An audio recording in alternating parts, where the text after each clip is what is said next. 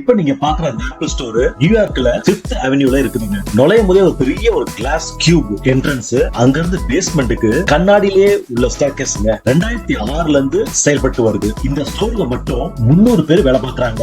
இந்த சேல்ஸ் டீமுக்கு 36 லாங்குவேஜ் பேச தெரியும். இந்த ஆப்பிள் ஸ்டோர் 365 நாளும் 24 மணி நேரமும் திறந்திருக்குங்க. இப்ப நீங்க பாக்குறது புளோரிடால உள்ள நைக்கி ஃபேக்டரி அவுட்லெட்டுங்க.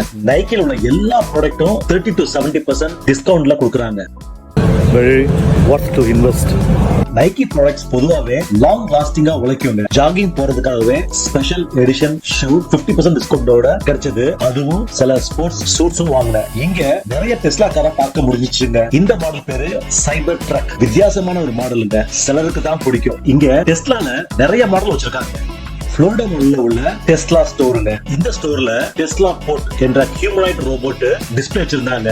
இது ஏஐ தொழில்நுட்பத்துல இயங்குதுங்க.